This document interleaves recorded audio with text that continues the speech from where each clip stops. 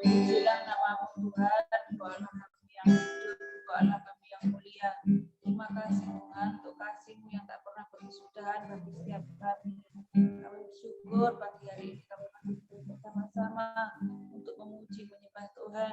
Juga sebentar bila kami mau belajar akan firman Tuhan, berkatilah setiap kami supaya hati kami menjadi tanah hati yang baik, tanah yang subur, supaya firman itu boleh berbuah dalam kehidupan kami. Kami berdoa untuk hamba-Mu yang akan menyampaikan firman Tuhan.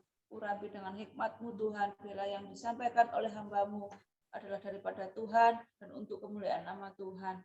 Di dalam nama Tuhan Kristus kami siap terima firman-Mu. Haleluya. Amin. Siapa hari ini?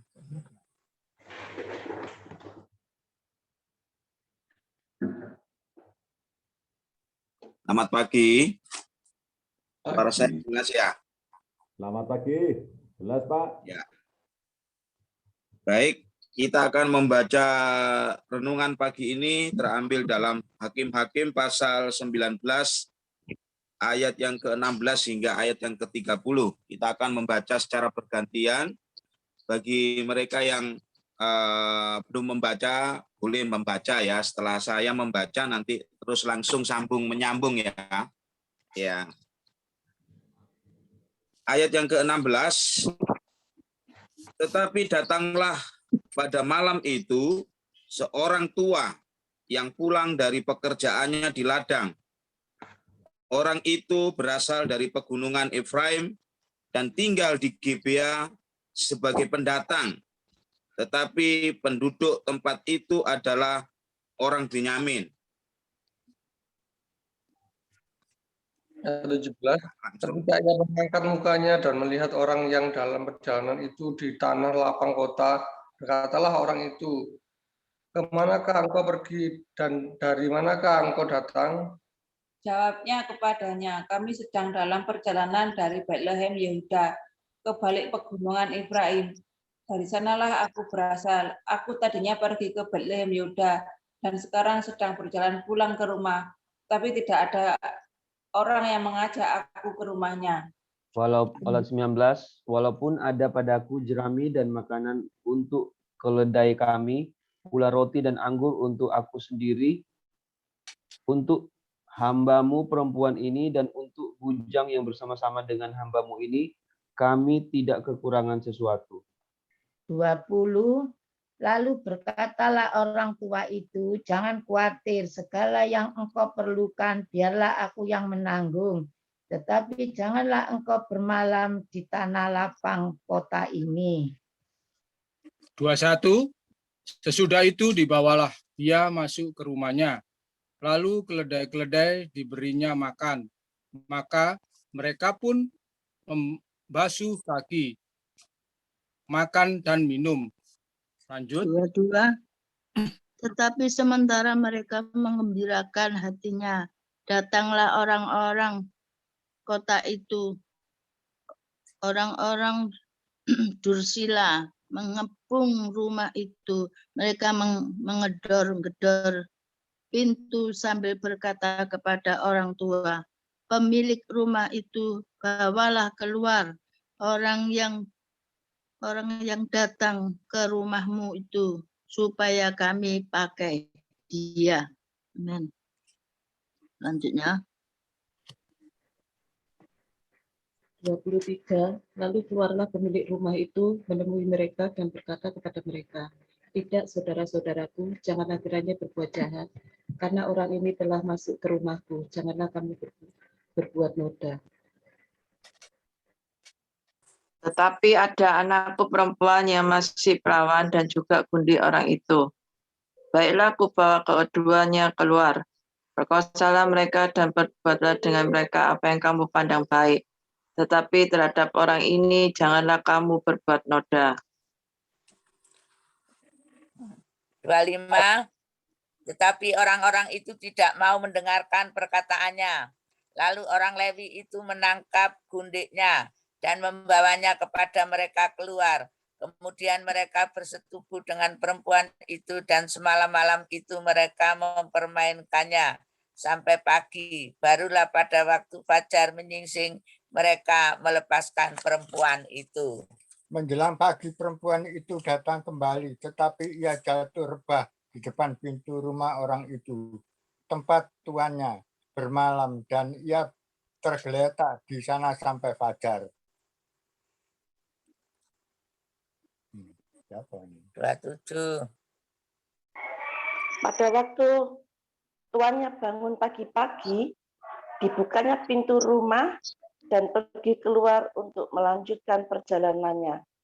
Tetapi tampaklah perempuan itu gundiknya tergeletak di depan pintu rumah dengan tangannya pada ambang pintu. Depan. Berkatalah ia kepada perempuan itu, "Bangunlah, marilah kita pergi." Tetapi tidak ada jawabnya. Lalu diangkatnya lah mayat itu ke atas keledai, berkemaslah ia, kemudian pergi ke tempat kediamannya. Dan sampai di rumah diambilnya lah pisau, dipegangnya lah mayat gundiknya. Dipotong-potongnya menurut tulang-tulangnya menjadi 12 potongan. Lalu dikirimnya ke seluruh daerah orang Israel. Dan setiap orang yang melihatnya berkata, hal yang demikian belum pernah terjadi dan belum pernah terlihat sejak orang Israel berangkat keluar dari tanah Mesir sampai sekarang. Perhatikanlah itu, pertimbangkanlah, lalu berbicaralah. Amin. Tuhan, haleluya. Tuhan, Bapak Ibu, saudara yang kasih Tuhan, bacaan kita pada pagi hari ini merupakan kelanjutan dari bacaan firman Tuhan yang kemarin yang sudah kita bahas, yaitu di dalam Hakim-Hakim pasal 19 ayat 1 hingga ayat yang ke-15. Bagaimana kemarin kita belajar bersama-sama kehidupan seseorang tanpa kehadiran Allah di dalam hidupnya adalah sesungguhnya kehidupan yang sangat memprihatinkan. Kalau kemarin sudah diuraikan oleh tulis. Nah, pada bacaan kita kali ini, setelah kita membaca tadi, ada 3 perilaku kehidupan manusia yang bisa kita renungkan pada pagi hari ini. Yang pertama adalah orang tua yang pulang dari ladang. Di situ disebutkan dia adalah orang tua yang pendatang dari pegunungan Efraim. Ya, kita lihat di ayat yang ke-16 sampai 21, 23 dan 24, kita bisa melihat tindakan dari orang tua ini betul-betul luar biasa. Ya, sementara orang-orang asli penduduk Gibea ya tidak memperdulikan orang Lewi dan rombongan ini. Ya, mereka tidak peduli apa yang dilakukan oleh orang Lewi, ya, sehingga orang Lewi ini tidak mendapatkan tempat pada waktu itu sesampainya di Gibea, ya, sesampainya di Gibea. Kalau kita melihat di dalam catatan penafsiran, ya, daerah Gibea Benyamin ini adalah tempat kepunyaan atau milik dari suku Benyamin yang merupakan daerah orang-orang yang beribadah kepada Tuhan, ya.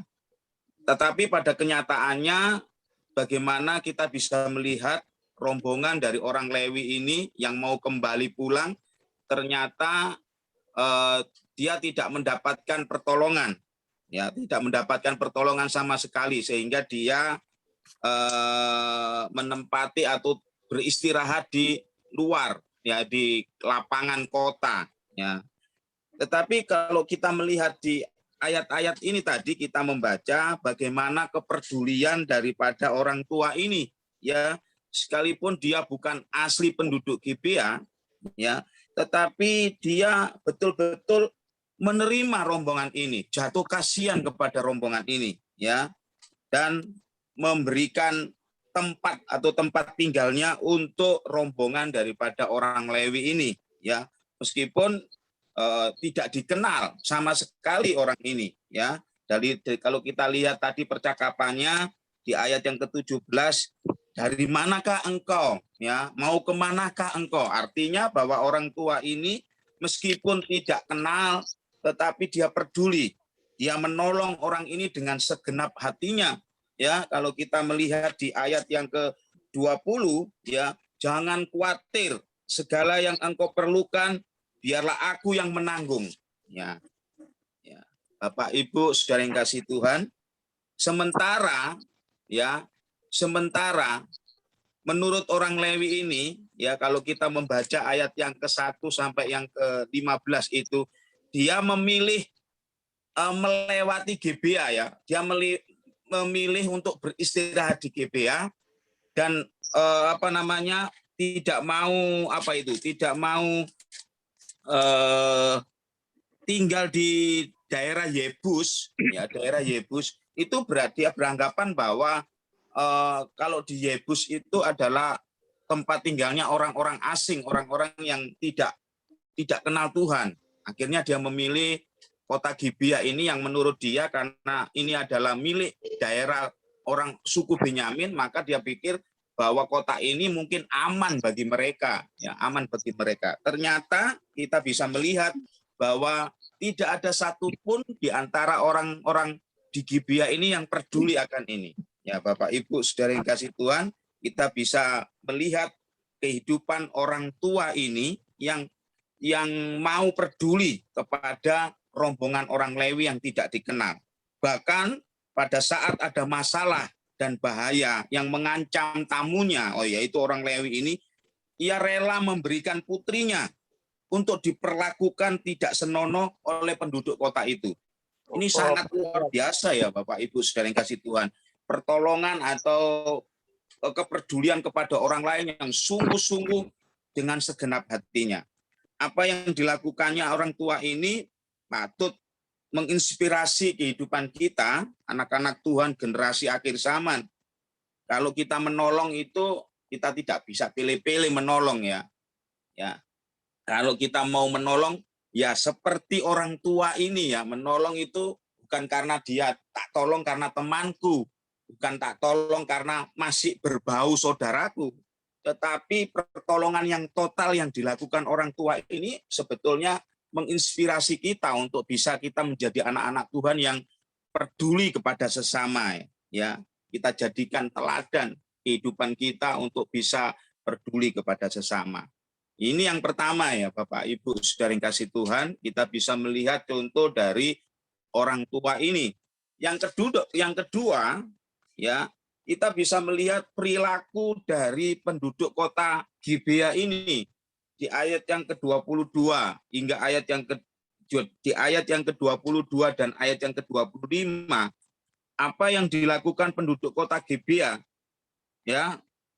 Ya, kalau di temanya itu dikatakan tidak hanya lebih dari tidak ramah, tetapi ini sungguh-sungguh sangat brutal, ya saudara yang kasih Tuhan. Ini sangat bejat, ya. Ya. Sangat bejat, ya. Apa yang mereka lakukan ini seperti yang dilakukan oleh orang-orang Sodom, ya, pada saat zamannya Bapak Abraham, yaitu dosa pemburitan. yaitu homoseksual, ya, laki-laki suka laki-laki. Ternyata kalau kita melihat di sini, kehidupan tanpa kehadiran Allah membuat bangsa Israel ini mengadopsi gaya hidup bangsa-bangsa yang tidak kenal Allah. Bapak Ibu saudara yang kasih Tuhan, ini merupakan peringatan bagi kita generasi akhir zaman, khususnya anak-anak Tuhan. Homoseksual, lesbian, jelas-jelas berdosa. Tidak ada tempat bagi kehidupan perilaku seks yang menyimpang. Tuhan sangat membenci dosa ini. Kehidupan akhir zaman, gaya hidup yang modern, membuat generasi-generasi akhir zaman yang betul-betul menghalalkan atau berperilaku seperti ini, Bapak Ibu saudara yang kasih Tuhan. Kita bisa melihat ada banyak gereja-gereja yang mulai menyimpang dari kebenaran firman Tuhan. Jujur, Bapak Ibu, ya, harus kita akui bahwa ada banyak anak-anak generasi akhir zaman ini dan juga gereja-gereja yang terjebak di dalam gaya hidup orang-orang yang tidak kenal Tuhan, seperti yang ada di Sodom dan juga yang barusan kita membaca bersama-sama, ya. Untuk itu, marilah Bapak Ibu kita berdoa sungguh-sungguh, ya, kita patahkan dosa-dosa perilaku seksual yang menyimpang ini dalam nama Tuhan Yesus, ya, agar generasi kita dibebaskan dari dosa seksual yang menyimpang ini. Bagian yang ketiga, yang terakhir adalah orang Lewi, ya, yang merupakan tokoh sentral pada bacaan kita kali ini. Ya, ini contoh pelayan Tuhan, ya, karena orang Lewi itu memang melayani Tuhan, dikhususkan untuk melayani Tuhan. Ini contoh pelayan Tuhan yang hanya mementingkan dirinya sendiri, ya, cari selamat buat dirinya sendiri. Coba kita lihat ya Bapak Ibu, ya. Tidak ada reaksi apapun dari orang Lewi ini saat orang tua itu membelanya. Ya, bahkan rela menyerahkan putrinya untuk melindungi orang Lewi ini. Ya, putrinya mau dibuat apa saja, ya, tetapi tidak ada satu reaksi pun dari orang Lewi ini. Ya, bahkan Bapak Ibu dengan keji ia menyerahkan gundiknya kepada penduduk kota yang sudah kerasukan setan demi menyelamatkan diri sendiri.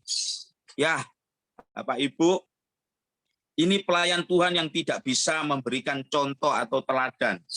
Bahkan sangat sadis apa yang dilakukan orang Lewi ini. Ia melihat gundiknya sudah meninggal, ya, setelah diperkosa beramai-ramai, ya. Justru ia memutilasi, ya, memutilasi itu memotong-motong mayat daripada gundiknya ini. Wah, ini betul-betul sampai di ayat penutupnya ini dikatakan, ayat yang ke-30 ini dikatakan hal yang demikian belum pernah terjadi dan belum pernah terlihat sejak orang Israel berangkat keluar dari Mesir sampai sekarang. Ini sungguh-sungguh sebuah peringatan bagi kita untuk bisa melihat perilaku dari kehidupan tokoh-tokoh Alkitab pada masa sekarang ini. Bapak Ibu saudara yang kasih Tuhan, kita lihat Bapak Ibu bahwa tanpa kehadiran Tuhan, tanpa firman Tuhan di dalam kehidupan manusia, manusia benar-benar tidak punya harapan. Ya, tidak punya harapan.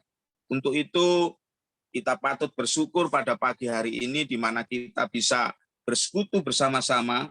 Ini karena Kristus yang telah menebus kita, supaya pada akhirnya kita memiliki pengharapan, memiliki jalan agar kita bisa selamat. Ya, puji nama Tuhan. Saya menjadi ingat sebuah lagu yang sering saya berikan kepada anak sekolah minggu, ya, hidup tanpa Yesus seperti donat. Hidup tanpa Yesus seperti donat, seperti donat, seperti donat. Hidup tanpa Yesus seperti donat, ada lubang kosong di tengah hatimu. Ya, betul-betul kalau kita hidup tanpa Tuhan Yesus, hati kita ini betul-betul kosong. dan itu rawan sekali akan hal yang bahaya. Untuk itu pada pagi hari ini lewat bacaan firman Tuhan kita diberkati ya, tetap semangat dan tetap sukacita. Puji nama Tuhan. Kita berdoa. Bapak yang ada di surga, Tuhan Yesus yang kami kasihi, kiranya firman Tuhan boleh membuat kami menjadi terbuka mata rohani kami untuk bisa menilai dan melihat kehidupan kami masing-masing, pribadi lepas pribadi, perilaku kehidupan kami sehari-hari. Ya. Buatlah kami menjadi teladan di tengah-tengah masyarakat pada generasi akhir zaman ini ya Tuhan. Buat kami menjadi teladan di tengah-tengah keluarga kami, saudara-saudara kami, sehingga firman Tuhan itu berlaku atas hidup kami dan nyata di dalam kehidupan kami, sehingga kami menjadi manusia-manusia yang diubahkan oleh Tuhan lewat firman Tuhan yang kami renungkan setiap pagi. Terima kasih untuk firman-Mu pada pagi hari ini. Di dalam nama Tuhan Yesus kami mengucap syukur. Haleluya. Amin. Saya